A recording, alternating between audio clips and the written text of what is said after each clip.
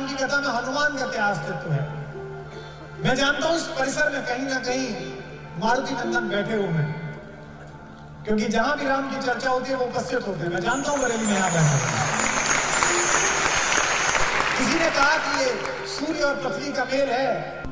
मैंने कहा कितना भी सूर्य चमके और कितनी भी पृथ्वी पर वनस्पतियां हो जाएं, अगर बीच में वायु ना हो तो हम में से कोई ना बचे। वायु पुत्र के बिना ये कथा देखा।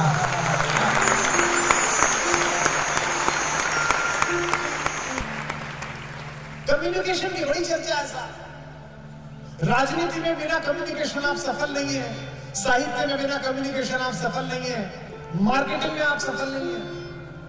दुनिया का एक बड़ा व्यापारी है एलन मस्क, वो कम्युनिकेटर भी बहुत बड़ा है। सुबह से शाम तक ट्विटर पे बैठा रहता है। दुनिया के सारे बड़े नेता कम्युनिकेटर से।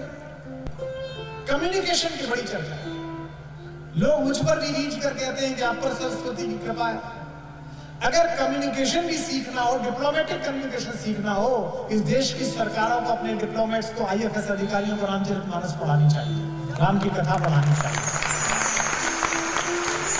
वो आपको बताएगी कि घर में जो शत्रु है उससे कैसा कम्युनिकेशन करना है, जो बाहर शत्रु है उससे कैसा कम्युनिकेशन करना है।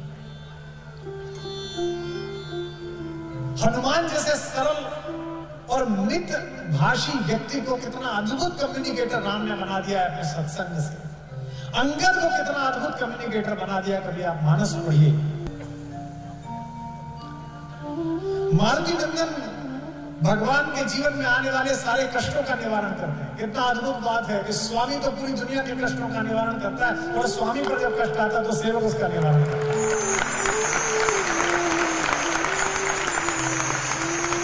लेकिन उसके बाद भी सेवक में अहंकार नहीं।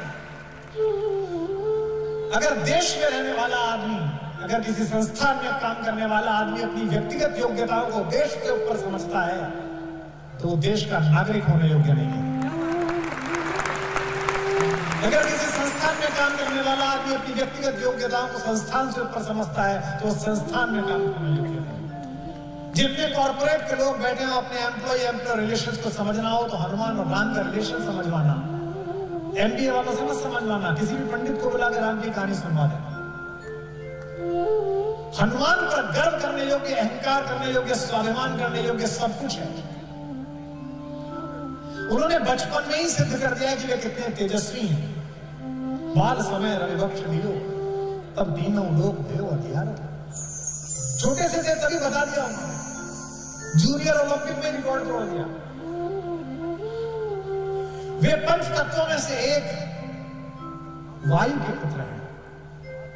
वे पंचकन्याओं में से एक पूजित माता अंजनी के बेटे हैं। वे भगवान शंकर के दत्तक पुत्र हैं। 11वां रुद्र उन्हें कहा जाता है। ब्रह्मा उनके गुरु हैं। वरुण ने उन्हें वरदान दिया कि तू पानी में नहीं डूबेगा बेटा। अग्नि ने उन्हें वरदान दिया तो अग्नि में नहीं जलेगा। लेकिन इसके बाद भी हनुमान कभी अपना परिचय ऐसे नहीं देते।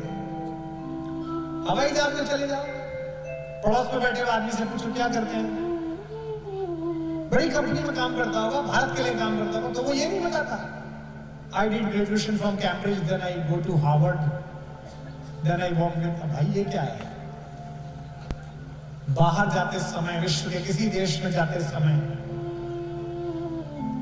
जो हाथ में भारत का पासपोर्ट है उसके ऊपर जो अशोक चक्र छपा हुआ है वो तुम्हें इस बात की पात्रता देता है कि तुम देश के प्रधानमंत्री और विदेश मंत्री के बराबर ही शक्तिशाली हो।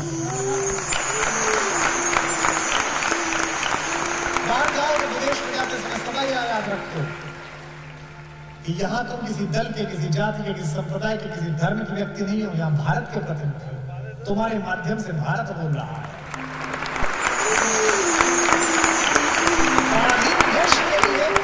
स्वतंत्र चेतना वाले सन्यासी ने 7 दिन तक चलने वाली धर्म संसद के आखिरी दिन जब खड़े होकर पहला संबोधन दिया था, my American brothers and sisters, तो उस विवेकानंद के लिए आधा घंटे तक तालियां गूंजती रही थी, क्योंकि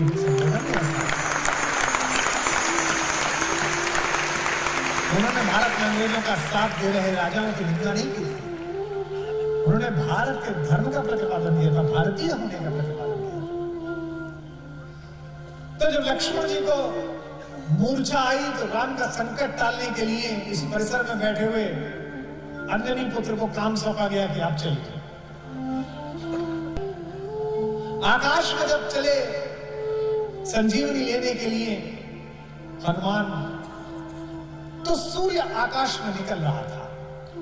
आप कहेंगे रात का समय था।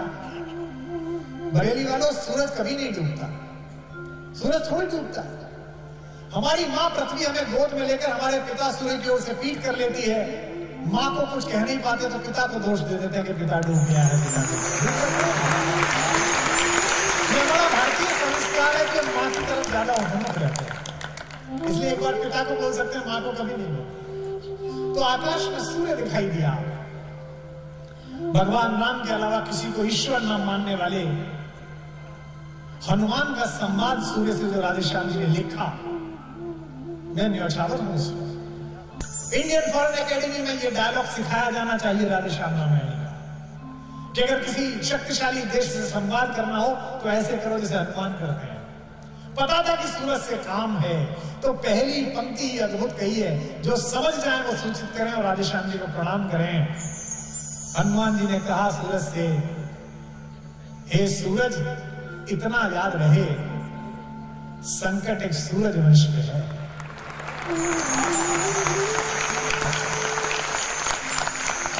इसे कहते हैं डिप्लोमेसी, इसे कहते हैं डायलॉग की डिप्लोमेसी। क्योंकि राम भी तो सूर्यवंशी है, लक्ष्मण भी तो सूर्यवंशी है। सूरज से कह रहे हैं मेरा काम नहीं है, तुम्हारा काम है। आज हमको लोग सिखा रहे हैं यूक्रेन की तस्वीरें दिखाकर कि यूक्रेन में मनुष्यता शर्मसार हो रही है। हमसे कहते हैं कि आप इधर बोलोगे किधर बोलोगे।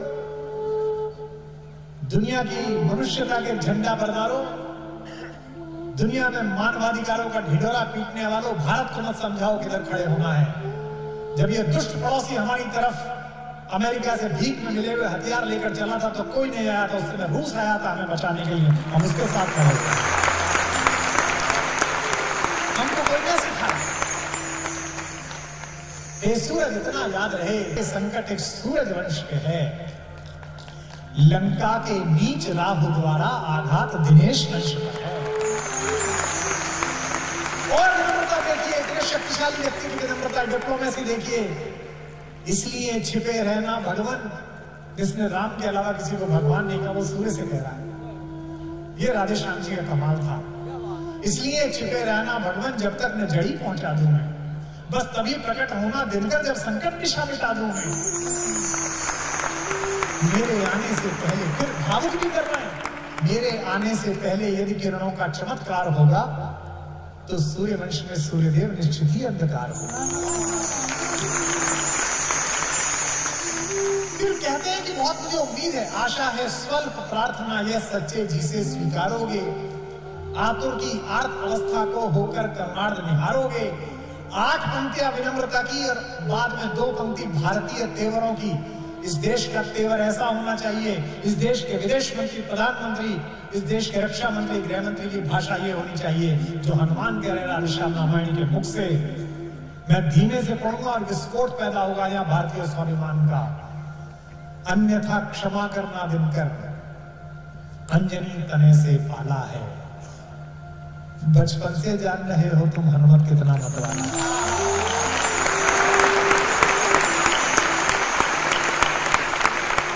अन्यथा क्षमा करना दिनकर, अंजनी तने से पाला है। बचपन से जान रहे हो तुम हनुमत कितना मतवाला।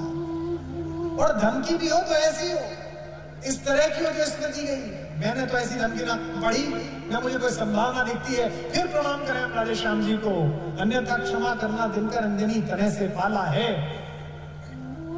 बचपन से जान रहे हो तुम हनुमत कितना मतवाला। और ये स्मरण करना आवश्यक है। पुलवामा में जब शहीद हुए हमारे जवान और भारत और पाकिस्तान के बीच तनाव हुआ, तो मैंने कुछ क्रोध में, जब सर्जिकल स्ट्राइक हो गई, तो मैंने भारतीय सेना के लिए बड़े अच्छे कुछ पंक्तियां लिख दी। तो पड़ोस के देश के एक विदेश मंत्री जी हैं, पता नहीं उन्हें मुझसे क्या दिक्कत थी, मैं तो किसी पद पे भी नहीं हूं। उन्होंने मुझे ट्विटर पे टैग करके लिखा कि ज्यादा शायर आजम ज्यादा उसमें मत आइए, अगर लड़ाई हुई तो मैं भी लड़ने जाऊंगी। मेरे नाना भी फौज में थे, बरेली वालों, मैंने इतना मासूम सवाल पूछा था, वो ब्लॉक करके चली गई। अब आप देखना कितना मासूम सवाल। उन्होंने मुझे कहा कि मेरे नाना भी फौज में थे, तो मैंने सिर्फ इतना पूछा कि मोहतरमा आपके नाना ढाका में पोस्टेड तो नहीं थे?